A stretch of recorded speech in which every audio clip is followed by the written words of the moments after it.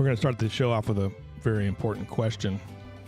We're going to put Chief McCall on the spot. I already put him on the spot this morning early, Leslie. I know. Chief, New Mexican food or Tex-Mex? Ooh, wow. Mexican food or Tex-Mex? New Mexican. Oh, New Mexican. Yes, absolutely. 100%. 100%. Yeah. Got to have the green chili. Green chili. Yep. I told you, I don't know if I told you my story about that or not, but I think New Mexican food is brilliant. And there's that grubby place across the street from the University of New Mexico in Albuquerque called Frontier. You familiar with it? I am familiar with Frontier, yes. Good breakfast. Good breakfast. Just good all around. I didn't realize, like, I'm there. This is before the gluten issues. And there were, like, all these Mexicans in there, New Mexicans. They weren't ordering Mexican food, which I thought was superb. They were ordering green chili cheeseburgers. And I was like, oh, I got to try that, I guess. Because when the brown folks are getting the burgers, you're like, what's going on there? So, damn straight, it was fantastic. There's nothing better than a green chili cheeseburger. You can't really mess up putting any green chili in most things. No. It's delicious. No, it's delicious. Especially that green chili. Best green chili burger, incidentally, in New Mexico is in San Antonio, New Mexico. Oh, really? Yes. Really? And there's a little bit of a rivalry there, but I think it's the owl. Interesting. Yeah. Interesting. Yeah, New Mexican food is fantastic. I can't recommend it enough. I'm not really. People get upset about like the regionalism of things like food. You know. You shouldn't. That's the beauty of food. I don't get upset about it at all. It just means you get to try more wonderful things. I see all these people like, oh, California Mexican food's better than. I'm like, it's all good. Well, and that's fine. It can be better to you. It's all good. You can still multiple things can exist. It's all good. Look, I have Mi Tierra down in San Antonio is one of my favorite places because it's just crazy. It's like an old school Mexican restaurant, and it's cheaper than any of the restaurants I've ever been to in California, and the service is like that. It's like amazing. But in fact, we got served by a guy there one time who was from Ventura, and he had worked at big Mexican restaurants. He goes, nothing compares to Mi Tierra as far as like service and production and quality of the food. And he goes, it's incredible. And I was like, I agree. And it's like when you go to Arizona, like you go to Tucson, they invented the chimichanga, allegedly. So, but anyway, I don't know. It's delicious. Even Taco Casa is delightful. Come on. I do love Taco Casa. Taco Casa is delightful. All right. Here's the deal. We are brought to you by Peterson Health. They are elevating healthcare. Apparently had a big strategic planning meeting yesterday. Jeremy had to wear shoes for that. Closed-toed shoes? Closed-toed shoes. Well, he always has closed-toed shoes on. I know. I just never quite sure. So you had to wear nicer shoes. You had to have nicer shoes. Got it. So, yeah. Anyway. Hey, do me a favor. Text Hagemeyer and tell her, ask her where the hell Dalton Rice is at. Okay. I got to keep an eye on that guy. I'm his designee. You're a designee. I know. But I put his name in the thing, and so he sent you. So you're mad? I'm mad. Tell him I'm mad. Now I want the chief to be here because I got stories to tell the chief. Olga's here too. This is your debut, Olga. I know. I've never been on the show. I know. before. That's great. Good. We're gonna have Olga Durz here. Talk about some bingo going over at Notre Dame Academy. We're brought to you also by our friends over at Quick Lane for all your service needs. Visit Quick Lane today. 830-257-5557. I wonder if Karen Guerrero has a Ford Expedition, Leslie. Mm-hmm. I wonder if she bothered to take it over to Quick Lane. I'm sure she would. I'm sure she should. Capricia is pretty good. She can service your vehicle. So over there at Quick Lane. They also have a mobile service van. So now in the old days when there was Crown Vics, I'm sure that Stopel took care of you guys. So let's bring back the Crown Vic. Crown Vic. Let's bring it back. But visit those guys today. You can stop in or you can make an appointment. 830-257-5557. Leslie, you need a massage. Okay. Thanks. I'm going to get you one for Christmas. Okay. I just became friends with Allie over there at Salt Wellness. Okay. So, and then Kristen over there at Salt Wellness. Okay. They can first they'll freeze you, Okay. and then they'll massage you, Great. or freeze you and then after your massage. Thank you. One of those things. I love when you talk at me. I know. Isn't that great? Getting a massage. Salt Wellness in Kerrville. They got a wide range of services to keep you healthy and fit. They're delightful folks as well. I recommend them today. Salt Wellness. Visiting them here in Kerrville. Our friends over at Kerr Connect, they continue to play a very important role in our community. Especially since I saw him out one morning. I had to go check on. I was pet sitting, so I was out in Kerrville South, and I saw them. Pretty sure they were probably taking someone to church. Oh yeah, I saw sure. Car Connect out, and I was like, I waved. Yeah, It was really lovely to see. Right.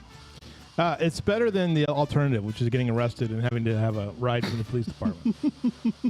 Well, that will take you to the Kerr County Jail. bed and breakfast. Yeah, the bed and breakfast jail with the cool A one-way trip. Yeah, that one's a little pricey. Kerr Connect though they've driven 300,000 miles since they've been around. One of the vital services in our community. One of the good guys. They need some volunteers though. If you have a vehicle, they need you to volunteer. All right. What about microcurrent therapy? That's where they give you some electric shocks. I've done that's like a TENS machine. I've done that. Kind of like that. Yeah, but it's on your head though. Oh. Yeah, it's very low dose. Okay. Our friend Christy Vick. Who's administering it?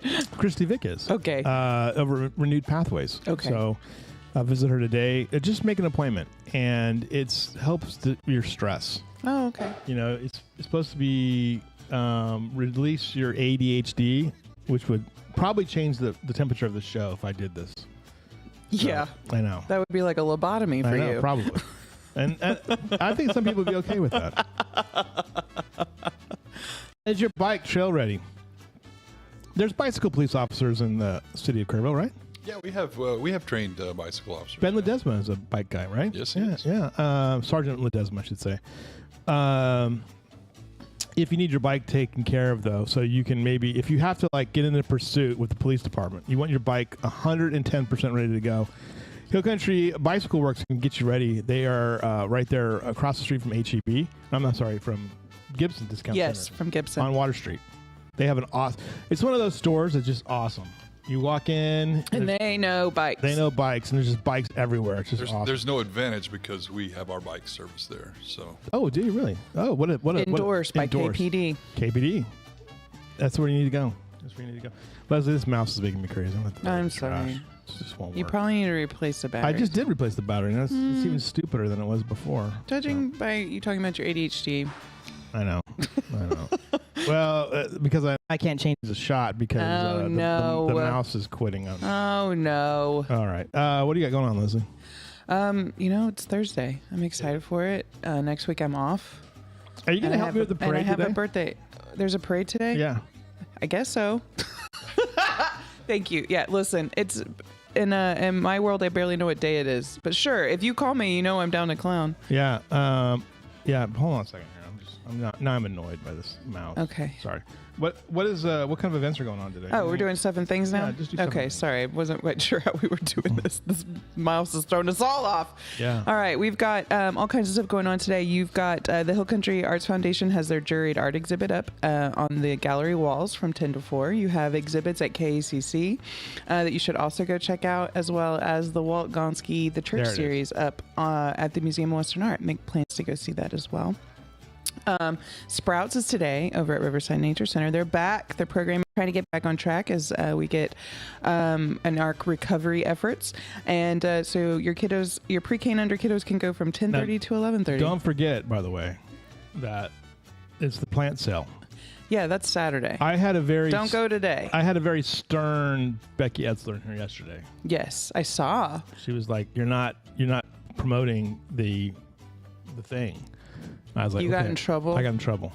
Well, She's a very stern person. She is. She means business. Yeah. All right. That's why she's the leader of Riverside Nature Center. So we have Sprouts today from 10:30 to 11:30, and then you can get ready because the spring plant sale will be on Saturday, and we're very excited about it. On Friday, we're going to have the 19th annual Hill Country Golf Classic at Scott Schreiner Municipal Golf Course. Good luck to all those participating. Enjoy that newly renovated golf course over there. You have Crow Wildlife Management is having a seminar and their 75th anniversary on Friday out at Crow Wildlife Management. So get in contact with them if you'd like to participate in that education session. That'll be from 9 to 4. As we get into the rest of your Friday, you've got one-on-one with a naturalist over at Riverside Nature Center from 10 to 12. They do live stream this on their Facebook, so you can ask them questions as well. I don't do it, just so you know. No, Lewis does the Ned Talks. Yeah. Which are equally as important. They are important. So, you have Elsa Lopez Matthews art exhibit up at Kerrville Hills Winery all this weekend. Go see that. That is actually Cindy Matthews' mom. Okay. You should go check that out. Yeah. But that'll be at Kerrville Hills Winery, and you can also get a lovely glass of wine over at Kerrville Hills Winery. If John's there, you can bullshit with John and buy art. It's a great day. Let's see. Camerata is in town, and they'll be doing Romantic Rhapsody. I believe that's at Trinity Baptist. That'll be at 4 p.m. on Friday afternoon. It's First Friday Wine Share. That'll be out at Cafe at the Ridge, where Susan Herndon will be playing. You've got the Flashbacks playing in town. The Pear Blossoms will be out at Pine Plow, and the Limestoners will be on stage or on live music on deck over at Arcadia Live. That is free to go enjoy at 7 p.m. And then the Blue Oak Band will be over at the Willow Ranch Hotel as well on Friday night. On Saturday, you've got the Farmers Markets, Heart of the Hills Farmers Market right in downtown Kerrville from 9 to 1. And then if you go up Water Street to 5 Points, you will find the Hill Country Heritage Farmers Market, also 9 to 1. Find all kinds of goodies there. I like it. It is the Pumpkin Patch of Positivity out at Blue Oak Trading Company from 9 to 2. And more importantly, the Fall Native Plant Sale at Riverside Nature Center will be at 9:30 to 12. If you are an InSpot or a Riverside Nature Center member, you will get early access at 9. If you are not, if you're the general public, you will get there they'll open for you at 9:30. So get there at 9:30. There's going to be also special features will be some riparian plants and flood recovery info. And also it'll be tax-free. So go support Riverside Nature Center on Saturday. There was a really lovely donation of some trees. So there will be some trees available. You're going to get there fast to be able to nab those up. I recommend people get there early. So get there at 9:30. Yeah. Get there at 9:30. If you're not a member of Riverside or any of these organizations, general public gets there at 9:30, and then get ready to get the plants. Let's see. The rest of your Saturday, you have also, since Olga is here, the Notre Dame Catholic School Fall Festival will be on Saturday and Sunday, and she'll be here to tell us more about all that's going on over there, but that's always a good time. Matt Butler will be over at Turtle Creek Vineyards for some live music, as well as the Trainwreck Shipping Company will be over at Cafe at the Ridge. That's a great band name. 6 to 9 Saturday night. Vanessa, I got a phone call, so everything reset on my phone. Give me 1 second. By the way, Tawny Fontaine Jenner's loose in the great. comments. Cannot wait to see what that's about. Vanessa Lively will be playing at Trailhead Beer Garden Saturday night from 6 to 8. And then Ian Conroy will be out at Into the Hills on Saturday. Yep. On Sunday, of course, you still have the Notre Dame Catholic School Fall Festival going on. You have the Elsa Lopez Matthews art over at Kerrville Hills Winery you can see for a lovely Sunday afternoon. And then Steve Gary will be at Turtle Creek Vineyard Sunday. And then we get to do this all again next week. Oh, very good. Monday's my birthday. Oh, my gosh. So you're not going to be on the show on Monday? I might be. I don't know. I might have my nieces here. So I might be dropping in with two of my favorite little girls. I love it. So Jeff Harris says, good morning, everybody. Good morning. Tommy Williams jumping into the show today. Good morning to Tommy. He's Kim's husband, I believe. Kim, who was just here. Oh, lovely. Yes. Phyllis. We only know about Kim, so I apologize. Tommy's awesome. Hi, Tommy. Tommy is a great guy. Phyllis Allen, good morning from the Freeman Fritz. Hi, she's Phyllis. in surgery this morning, and she gave you a heart. That's my vet tech. Tawny Fontaine Jenner said, my AOL dial-up is not working. Is anyone else having the problem? So there you go. Happy early birthday, Phyllis says to you. Oh, thank you, Phyllis. Before we get started here, Olga's here from Notre Dame. Yes. Now, wait a minute. People would call you doctor. I call everyone doctor. But you're a doctor, though, right? Right. Of what? Education. Education. Dr. Durr. You have boots that say Dr. Durr, right? I do. See, I pay Yeah. attention. My brothers and sisters had them made for me. That's pretty good. Yeah. That's pretty good. But you're over now working where? Notre Dame Notre Catholic Dame. school. That's that fits then. Yeah. What's going on? There's the big event. Now, my first time that I was here in Kerrville, there used to be a couple.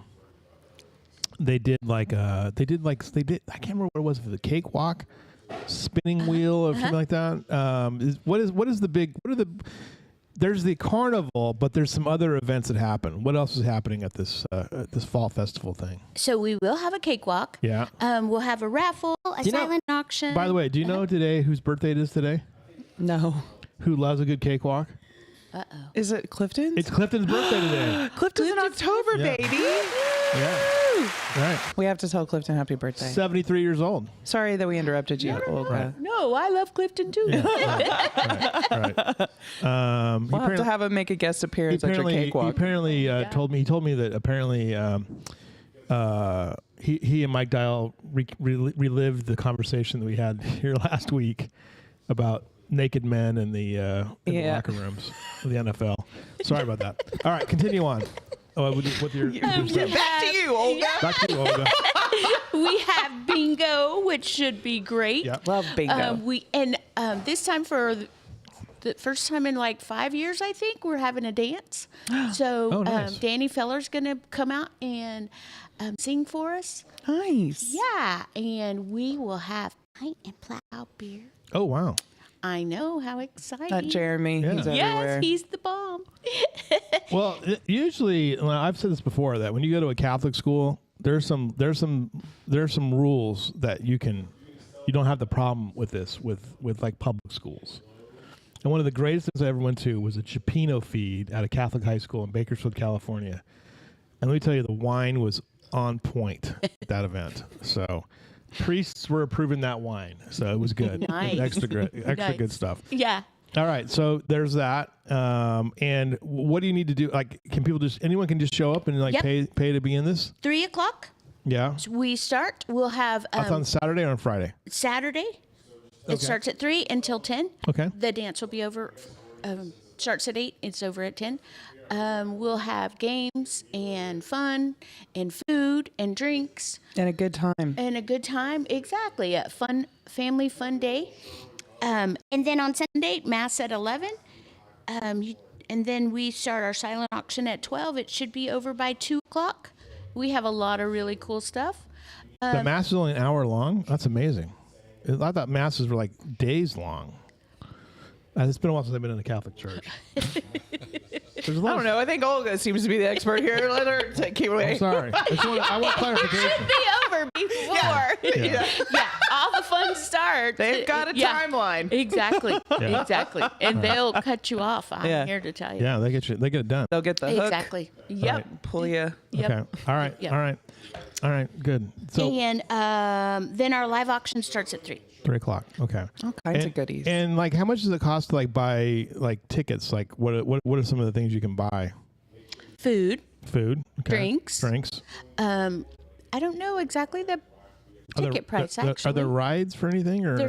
We are bringing in rides. rides. Okay. So yeah. Yeah. And I don't know what kind of rides they had last year I because don't either. I wasn't there I last year. wasn't. There's always fun stuff on that Yeah. part. always something going on. That's fun. I can't wait to find out what kind of some of the stuff is in your live I went auction. to I bet there's first- some really Oh cool my gosh. stuff. I went the Yes. first year and they had some of the standard, carnival rides. Yeah.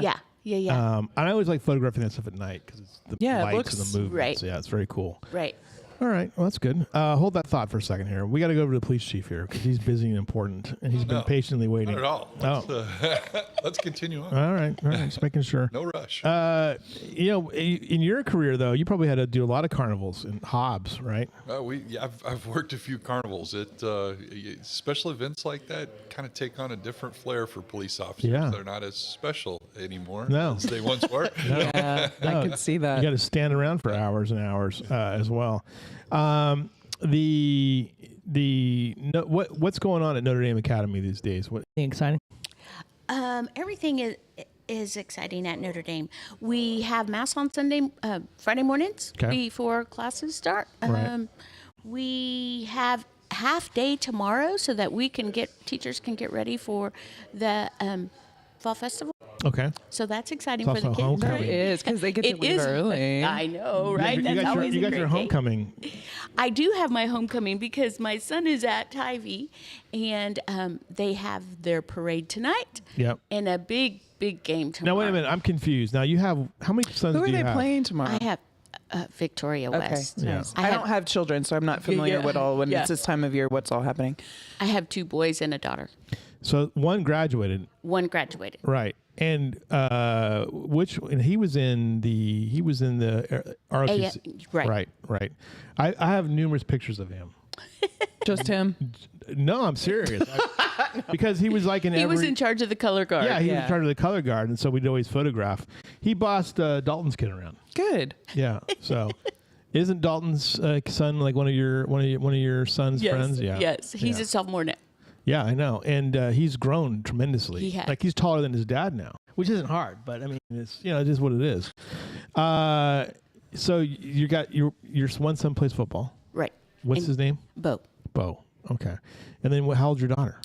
She is going to be 20 in a couple of days. Oh my gosh! So you I got them all through Yes. basically. Yes. Um. So literally, I have one graduating 24, 25, and 26. Oh my gosh. Oh, wow. But 2 were supposed to graduate in 24. Okay. All right. And then my son had his accident. That's so- right. That's right. It was a football accident, right? No, it was a Polaris accident Oh, my that day God. whenever we had all that ice. Oh yeah. Right. Okay. And so But he does run a 422 mile now, he does. Yeah. even after 22 surgeries. You wouldn't even know it. No. You wouldn't even know it. That is very So, impressive. Right. Because when you see him, you're like, this is a big, strong kid. He was very well ordered. Did he go into the military or did he? He's at the military prep program at Shriner right now. Oh, is he really? Yeah. Oh, good. How's he liking it? He's loving it and he's doing great. Yeah. Was that nice for you to have him stay at Shriner then? Kinda. Yeah. Right. A little too close. See a little too much of him. Except whenever the dirty clothes. I was come going to out. say. Oh yeah. When you do his laundry. Yeah. Right. Yeah. And he's the one that kind of forgets stuff. So, Yeah. get to college, drop Yeah. him off.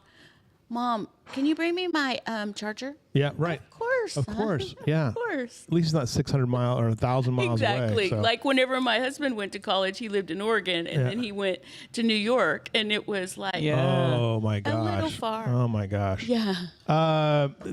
So what are you doing exactly at Notre Dame now? What is your many roles of their Marketing. marketing? So, in writing articles for the newspaper and sending them in to what we're doing and what's going on. Yeah. We had a little girl that made mosaic, a girl named Oh, Abby. okay. Yes. And so she liked to work with glass, but she, for our auction, she did little pieces of paper and she did a baby Jesus Oh wow. and it is beautiful. Oh, very good. Yeah. Very good. So That's awesome. Yeah. That's very cool. And so it's always fun to I remember one of my favorite things that they did was they walked around downtown singing Christmas carols. Yeah. A few years ago. Yep. That was delightful. Yep. So, In a couple of weeks, the second grade's going to go to PAX because they earned.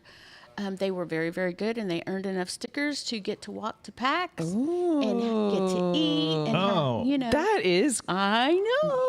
that's a cool reward. you're gonna load Yeah. them up with some espresso and send them back to school. Exactly right. Well done. right. Well thought out. They Send them earned to their it. parents. Hey, not only do the kids get to go to PAX, we're sending them home early with you, Mom Yeah. and Dad. That's perfect. Right. Oh my gosh. How long have you guys lived in Kerrville? We got here in 2020 after COVID. COVID. Okay. Yep. We Yeah, were right. in New Jersey. Oh really? Are you originally from Texas? I'm originally from Texas. Right. What part? Belton, which is Oh yeah. between. Which Oh, so is where that's why you have your Mary Hearted Baby. exactly. Nice. Yes. And what were you guys doing in New Jersey? My husband was base commander of Fort Dix. Oh, was he really? Yep. Oh. So he's got some rank.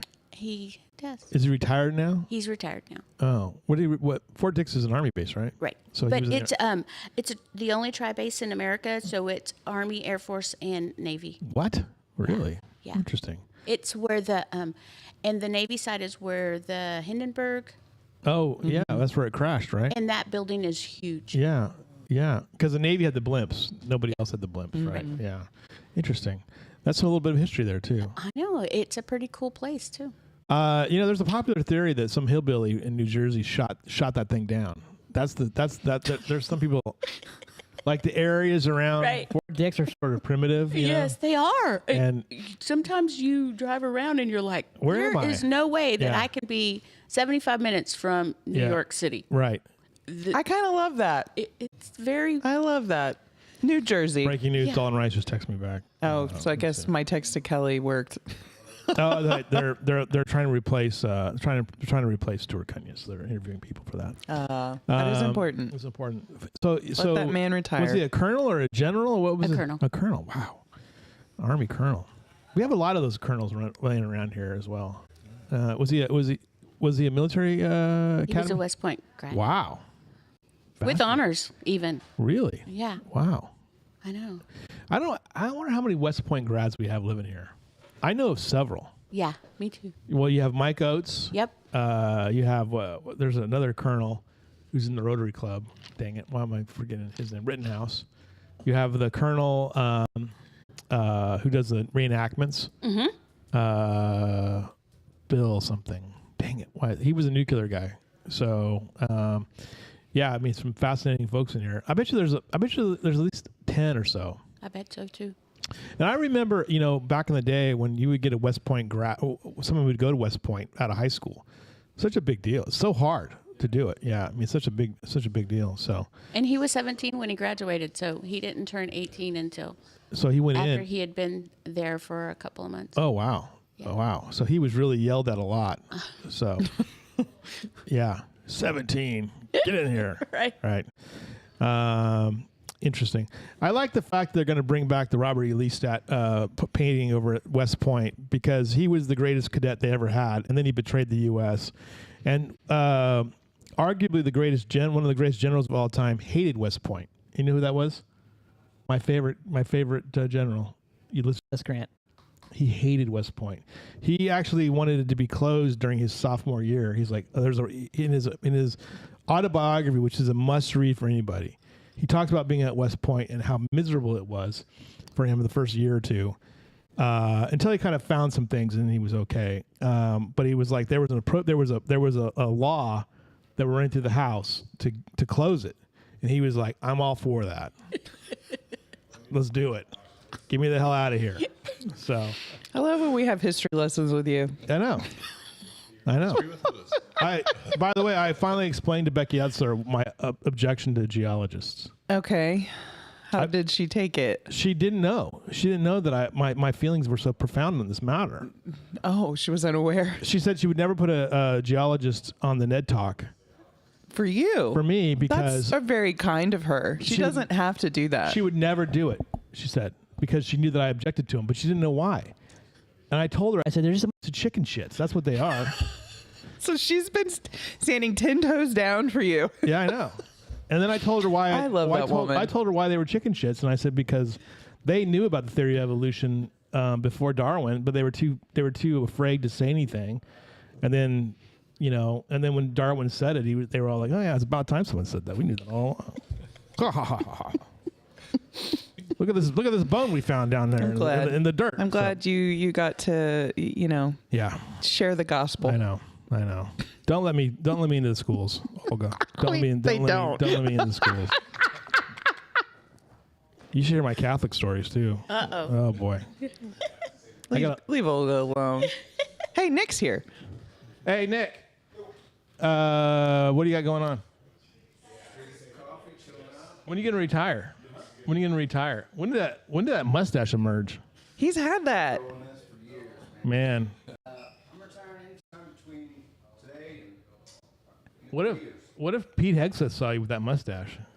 Pete Hegseth, the Secretary of War, he would have some words with you with that mustache. All right. Oh my gosh. All right, Chief, here's the good news. I was just looking at your crime rates. There's not a lot of crime in Kerrville. Pretty safe city. It's a pretty overall. safe city, yeah. That was the question that we brought up last week, and you said it too. I guess you were on the show. Were you on the show? No, 2 weeks ago, I guess it was. Yeah. And we talked about... Yeah, we had popcorn. You had popcorn, Yeah, right. I'm here. I'm like waiting for the Yeah, you're already That's waiting? not something we do every time. I know. Doug has spoiled us. Doug spoiled us. You missed it. We had Doug from Gibson Discount Center here, and he had popcorn.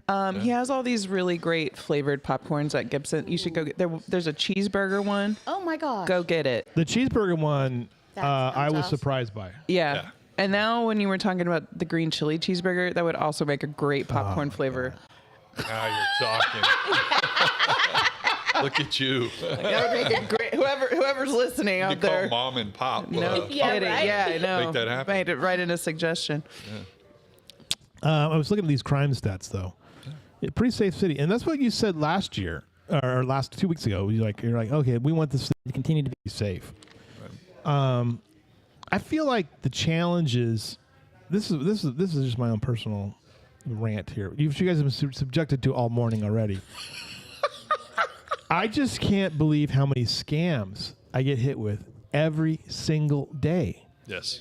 And it's starting to get, I fell for one, actually. It was very sophisticated. Okay. What was it? It was like a job thing. And it was like this looks legitimate, and it wasn't. And it was a hacking, like a confidence. Was it an email or text? It was an email. The text ones I just ignore. Yeah. I throw those in the trash. I got one yesterday on my taxes. Yeah. That my taxes were from some consultancy. I'm like, well, how do you know about my taxes? Have you paid your toll bill? I have not paid my toll bills. So That's coming across constantly. It seems like for Yeah. the last year. Is it? right. Yeah. So like when we look at these traditional crime numbers from the FBI, so we see 2 years ago we had 15 burglaries, right? But it seems like every day every person's getting hit with some kind of external scam. How does that change policing? How does that change you guys? I mean, how do you deal with that? Scams, especially the scams like you're referring to, those are very difficult to battle. Yeah. If money goes out, we have a very, very short window with the help of some federal agencies to track that money, if it's enough to track that money and trap it. Basically, that evaporates very quickly. That ability to do that, and in most cases, by the time it's reported, there's very little that we can do to track it or find perpetrators.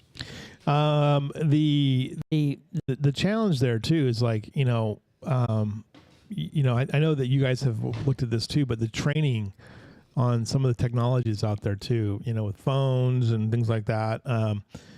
Is that going to be an increasingly bigger part of what you're going to try to do here?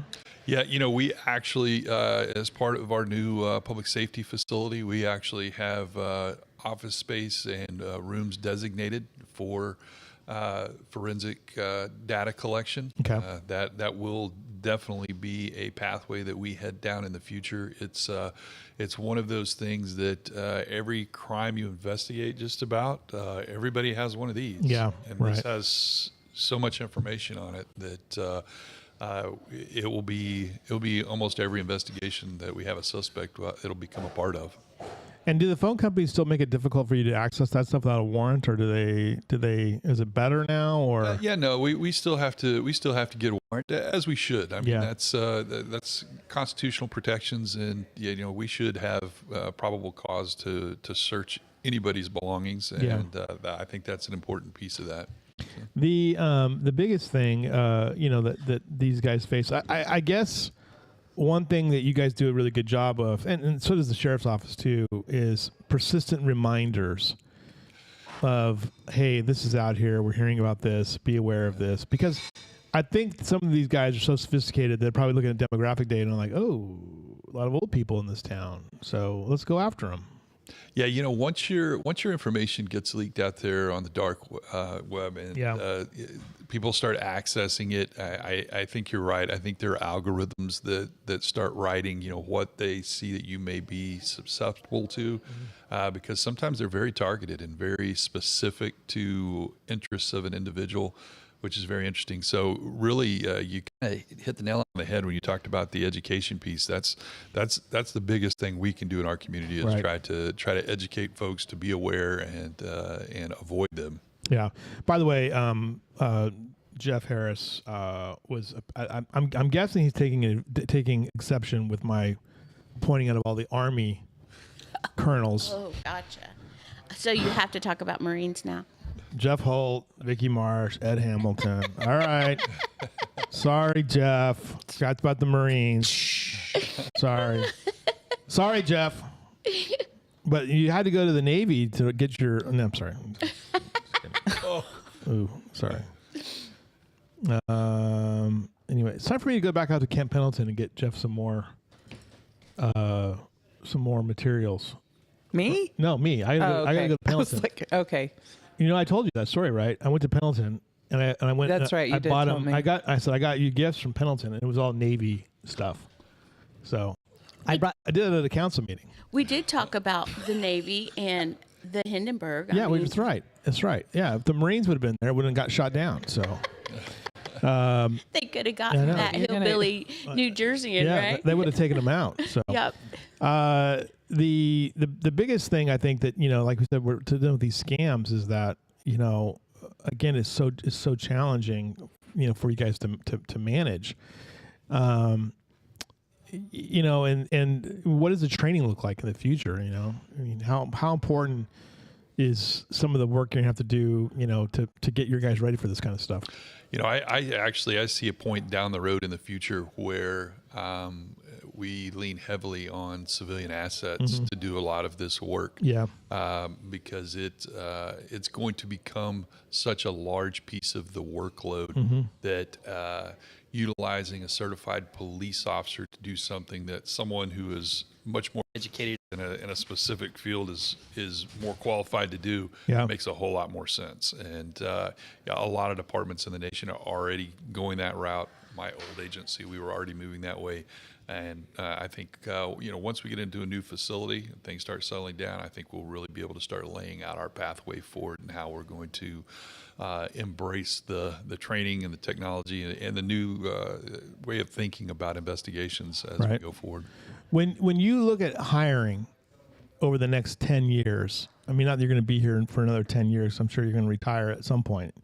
But I tried that once. Didn't work. By the way, I'm telling you, I want to do a seminar on this. I don't know what you guys think about this, Leslie. Okay. I had a conversation with somebody about this the other day. When men and women retire after being in a purpose-driven career, there's a lot of danger in that, and mental health-wise. Like, what am I supposed to do with myself? Did you have that feeling? Did you, like, after you retired, you're like, what am I supposed to do now? Yeah, once all the trips ended, once all the honeydews were done. Yeah. I think I've told you before, when I found myself in the flower bed, I hate working in flower beds. Yeah. I was like, okay, that's time. Time to go back to work. Yeah, right. It was definitely there was something missing there for sure. I think it's something people don't think about when you retire. Like or you change careers. You're like, I got to get out of this, and then you realize, well, I've been doing this for so long. There's certain structures you're used to. Yeah, certain structures you're used to. I think for any public servant, that loss of purpose all of a sudden is like really problematic. Right. So, but like when you look at how you're going to hire in the future, what are the skill sets you're looking for? What do you think those look like? Yeah, I think, we've already kind of touched on it. I think technology is going to be an important piece of that. It already really is. The days of a police officer coming in and having to be the big, tough person that's going to go step out in front of everything, those are kind of behind us. We're really working to already find that next generation of police officer. And I think, I've said this before, I think the police officers that we hire now are much better rounded police officers than my generation was 3 decades ago when I went to the academy. That very much have skill sets around communication, They look at enforcement differently, and how they interact with the public. And I think that will continue to grow, and I think we will continue to look for what fills the voids that are going to be created by crime, like we've discussed this morning. Yeah. They said that guy's a GIS guy, so he just took that's the Josh. he just took the easiest route to the coffee. Yeah. Because he's a GIS guy. Yeah. All right, so Morning, Josh. we captured all of that. Right. But yeah, I think it's a great point though, that you kind of want, the hard part is you want a police officer who can kind of kick the door down, but also can de-escalate, and then also can hack a phone as well. So there you go. Yeah, it starts getting to be where does this person exist? Right. I think there are going to be so many different demands and molds that it will really start dividing how we look at law enforcement, and kind of to your point, how we hire for law enforcement. Yeah. Is everybody need to come on and go out and learn how to make a traffic stop if you're a computer computer programmer. We're going to need those folks. And no, maybe that person doesn't need to know how to make a traffic stop, but they need to understand the law. Right. So right. Yeah, they need to understand the law. They need to understand what's right and what's wrong. I also find, I find Kerrville cops for the most part very reasonable too. So, and even-handed on things. I mean, I guess there's exceptions to the rule, but that's just my experience with them. At what point, though, let me say this: there's been a big discussion about equipping new police vehicles, and how expensive it's become. But when do you get the drone ports out of the on tops of the cars? That's what I want to know. So I don't know when they're going to be on top of the cars, but I think probably within the next 5 years we'll probably see drones as a first responder program here. We're already talking about grant dollars for that and what that looks like. Right. I think the floods really kind of sent that home for me, because we're cut off in areas that we couldn't get to, that if we had drone access, we could have gotten equipment and things to people that were in the field that needed that at that moment. And those drone as first responder programs, it's not only the eyes in the sky that get over an incident, but you can also deliver items to locations. Right. So I think those things will definitely be a part of the future. I see the prices of that, coming down. Yeah. Right now it's so exorbitant, it's not realistic for us as an agency. But I think with the help of grant funding and with the help of maybe the market starting to balance as more people enter that market and it becomes more cost effective, I think you'll see that happening more and more in communities. Well, I can just see it too, that you would have small drones for something, if you had a situation that requires some kind of tactical evaluation, And we currently have those assets. We currently have indoor drones and exterior drones that we utilize. They don't have the capabilities such as what I'm talking about. Those are truly more for the heavy lifting. observation. Right. Yeah. What about the robot dogs? When do those show up? Yeah, I think Darby's going to be our dog, and the next canine, that'll have to be it. I'm not a big robot dog guy. All right, just checking. What is the biggest challenge for the department in 2026? You're moving into the new building here in November, maybe now. Is that what we're thinking? Yeah, we're hoping we're 30, 45 days out right now, so we're on the cusp. It's such a big moment too for the community to have this building open. But what does next year look like when you start planning ahead and you've got your budget and things like that? Yeah, we've had, as far as personnel, we've had a personnel plan in place for the last 4 or 5 years as far as where we need to be currently and where we need to head. We've, as a community, we're struggling a little bit financially, and part of part of the group that I think you're sitting on, kind Yep. of get an understanding of that and what that looks like. I think that group will help kind of guide us as far as what the possibilities are. We feel like we know what we need, but we also recognize we have to meet in the middle somewhere in reality to be able to afford what we need. So I think people, one of the things that's interesting about that, I'm on this resiliency committee that meets, and it's a pretty broad base of people. And yesterday they asked us about what kind of revenue ideas would you like to add?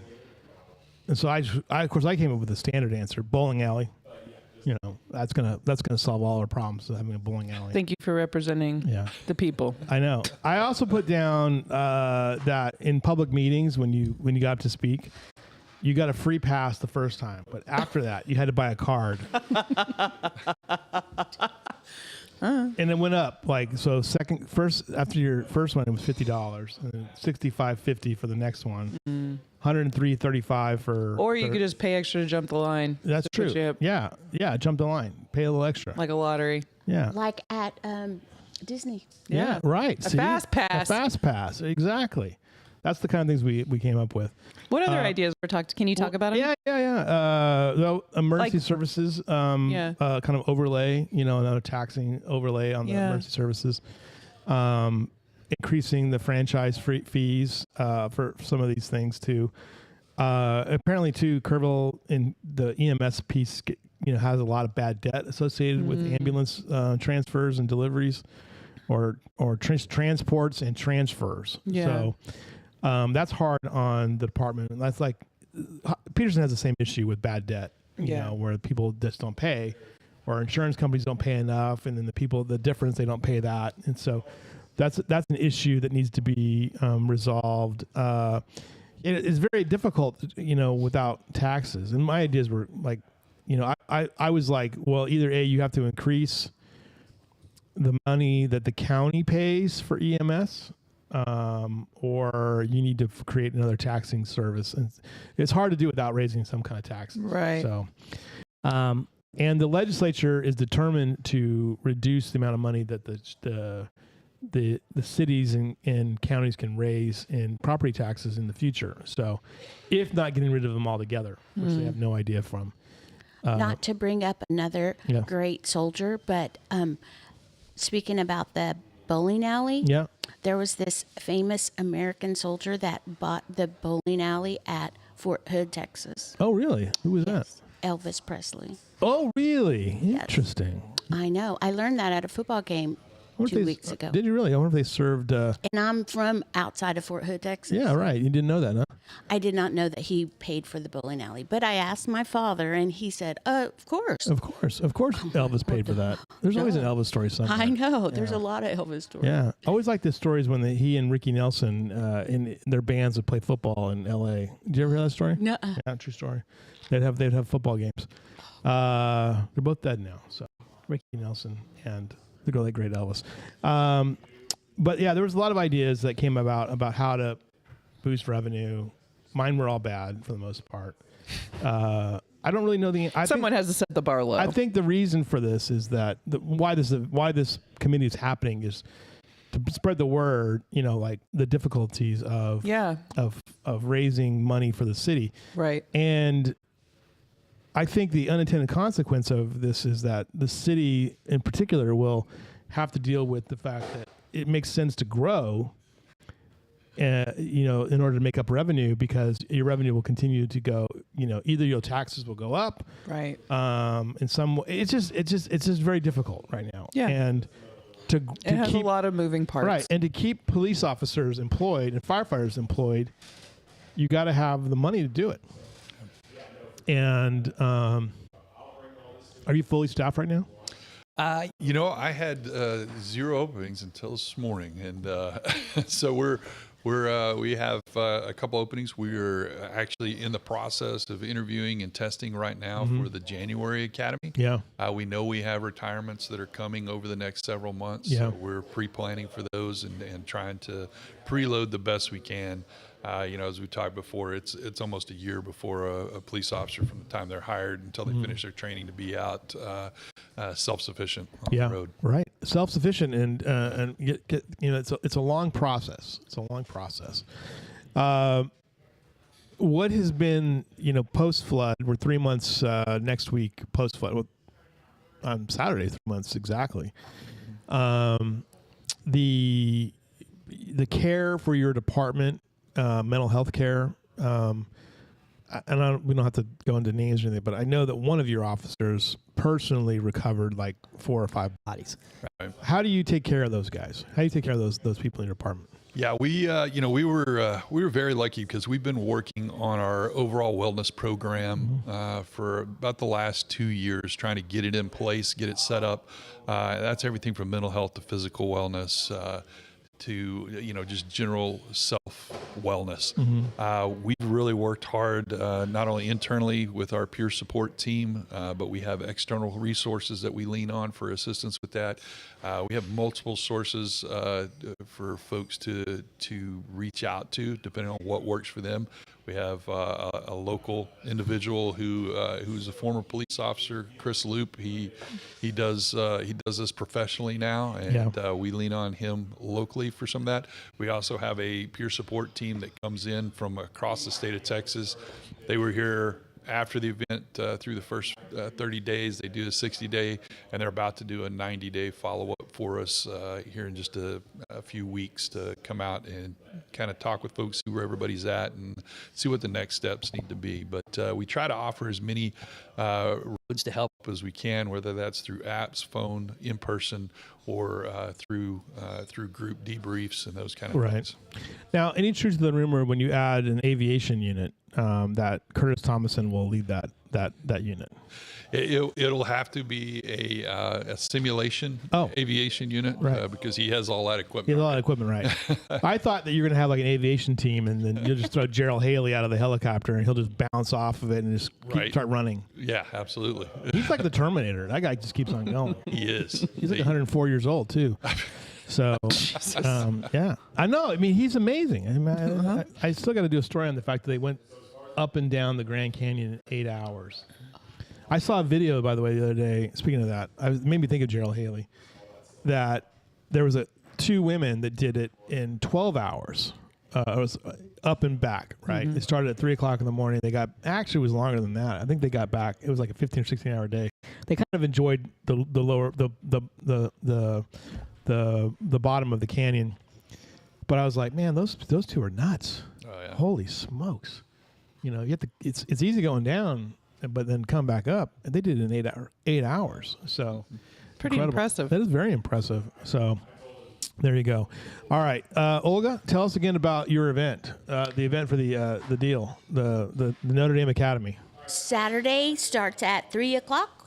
Fun family stuff going on. Yeah. Until 10 o'clock at night. 10 o'clock at night. Okay. And then Sunday starting with mass, and it should last until about 5 o'clock or so. What's in the cakewalk? Do we have any ideas yet? Well, the cakes are being delivered as we speak. Ooh. So. Oh, okay. All right. You got to show up to find out. Exactly. Right. It's a secret to me so far. Yeah. Yeah, but I am surely going to go back and start looking around. All right. I love that idea. Yeah. Any big events we need to know about, Chief, for you guys? October 7th is National Night Out. Oh, that's right. Yeah. If you're going to host a National Night Out at your home for your neighborhood or even your organization, reach out to Sergeant Jack Lamb at the Kerrville Police Department and get on our list. We'd love to come by and say hi. I'm gonna have one for my neighborhood with all the deer. We're gonna have a feeding Gathering. party. Gathering. Great. Are you serving corn? Yeah, corn. All things corn. Corn tortillas. buffet. Cream corn. I know it's terrible for them, but I love watching the deer eat corn tortillas. It just cracks me up every time. They kind of suck it in like spaghetti. You ever seen it, Leslie? No. I don't need to now. I like to throw it at him too. I want to see if I can get one hooked on a horn now because the velvet's off of him. Like go into a Texas Tech. He's gonna have his deer carnival. Speaking from experience, if you tear a hole in the middle of that tortilla, it will fly farther. Oh, really? Yes. Interesting. Okay. Yeah, watch the tortillas that fly the farthest. You're gonna get all these reports about deer with corn, tortillas all hanging off their antlers. How long is that? tradition been around at Texas Tech. I think that started in the 90s. Yeah. I feel like while I was working there, actually, I want to say a Nebraska game, they went over and they cleaned out the HEB that was just around the corner from the stadium. Yeah. No tortillas. I don't know what prompted it, but Yeah. it's a neat tradition. We did it. We did it in high school in the 80s. Hemet High, when I was a sophomore, freaking tortillas come flying out of the thing. So, but I don't know if that was from, like, I always figured maybe somebody was inspired by Texas Tech, and that's how it got passed. May have been farther back. Maybe farther back, yeah. But yeah, we had I remember there was an assistant superintendent who, the school district, because they went on for a long time, and when this guy came in, he said, "I think it's just so racist." I'm like, no, they fly a long ways, of course, and you can just keep flying them. It's cheap. I understand, but I was growing up in Uvalde, and quite frankly, when we played teams in the Hill Country, we were in Kerrville. We had they threw tortillas at us and called us racist names. So for some of us, it is a little bit of. Yeah. It depends on the audience. Right. But that did happen. I remember specifically a volleyball game, and it got really out of hand. Ooh, I bet, yeah. Never good indoors. It's not appropriate indoors. Yeah. So. Well, we were in the bus. Oh, really? They were, yeah. It was not a good, it was a long time ago. Maybe I've forgiven it. I live in Kerrville now. Yeah. But it's a little different when you come from a Mexican-American community that go to predominantly white communities. Perceptions may be a little different, all I will say. One of the greatest police things I've ever saw in my life was, this is a true story. The high school I went to was a basketball juggernaut in the 80s, and we averaged about 90 points a game. This is before the shot clock. And we had a long winning streak in the league, right? Like 90 some odd games right in a row, and never lost at home. Well, the Catholics came down. Of course. They came down and they decided to play four corners stall, right? So the game was won on a 3-pointer, like 25-24, something like that, right? After our team had been, and our gym was like a Quonset hut, and it was like maybe sat like 1,000 people, and they were events in town, and people they were furious. I mean, they were furious at this stalling tactic. I mean, there was booing, there was screaming. Yeah. And I was like, this is going to get out of hand. Yeah. Well, there was one police officer there, and you can see him over there on his radio, and more cops showed up, right? And they went over to the coach, and they said to him, because I was sitting in the press row, and they said to him, you're going to get all your stuff, and you're going to leave, and we're going to walk you out as soon as this game is over, and we're going to escort you out of town. And I was like, because, I mean, there was borderline. They were protecting people's safety. They were protecting these idiots who played four corner stall. Yeah. And it was crazy. I've never seen anything like that. But the cops knew. Yeah. They knew that this. Well, I was at a junior high volleyball game, so. Yeah. Right. They knew. They knew this was going to happen. So. Anyway, all right. What did you learn today, Leslie Jones? I learned that you had a dream about Chief McCall. Dude, we were working together, man. That was pre-show. Yeah. But it is what I learned today. Let me clarify. We were in pursuit of a train. Uh-huh. I was on the phone with them. I was on the radio with them. Hey, it's going to Sonora. We got to get this thing. Got to intercept it. And I was trying to help out, and he was on the other line. He's like, "Gotcha." This is a real shill for Citizens Academy. Well, yeah. Right, there we go. Lewis is a graduate. If you go to the Citizens Academy, you will learn how to pursue a train. I learned that today too. Yeah. All right. I think Chris McCall learned that today as well. I don't recall that as part of the curriculum, but apparently Maybe when you walked out that one day. Point, yeah. Have you ever pursued a train before? Never pursued a train before. Yeah. You have to drop flares like 4 crossings up. Yeah, right. From where you want them to stop. Did you have trains in Hobbs? Yeah, we did. Yeah. Do you have any hobos you had to deal with, or? Not really. Jesus Christ. It was kind of the end of the rail. End of the rail. Okay. All right. Chief McCall, what did you learn today? I think I learned that there's a cakewalk that's going to have some amazing cakes. Yes. Mystery cakes. Yes, mystery cakes. Yeah. I can't wait. Olga, what did you learn today? I learned about Grant was not the greatest cadet. Yeah. No, he hated it. He Yeah. hated it. Yeah. I mean, What a show. he could have given his spot up to somebody that loved it. Yeah. By the way, if you ever want to read one of the great books of all time, it's his autobiography. I have like 7 copies of it. It's one of the greatest books you can ever possibly read. It was edited by Mark Twain. Oh, wow. And published, and he wrote it. And Grant, they always said that oh no, some people say that maybe Twain wrote some of it because of the humor in it. And like, no, that's how he was. That's how he was. And by the way, Leslie, there's a delightful video. I told you this, right? Probably. About the cigars. Yes. About how many he had before breakfast? Yeah. Oh, wow. 2 cigars and 8 cups of coffee before breakfast. Before breakfast. That was the start of his day. That was post Civil War. That was the presidency. That was the start of his day. Wow. Can you imagine blowing through? And then by the end of the day, it was like 7 cigars, 8 cigars total. Yeah. He would almost smoke like a dozen cigars throughout the day and have like 20 cups of coffee. So it was. And you got to imagine those cigars, they were powerful. a whole lot more than what they are now. Yeah. And the coffee. Yeah. No kidding. I know. Yeah, right. And he was dying of throat cancer as he wrote his Couldn't autobiography. imagine how. Yeah, right. Yeah. So. All right. Good job, everybody. Thanks for being here. Tomorrow, Daniel Robinson will be here. No Julie Davis, though. She's gone. Yes, she's going to be at a conference, All right. the TTA conference. Likely story. She really is. All right. Tourism never stops. We'll see you guys again tomorrow. Have a great rest of the day, everybody.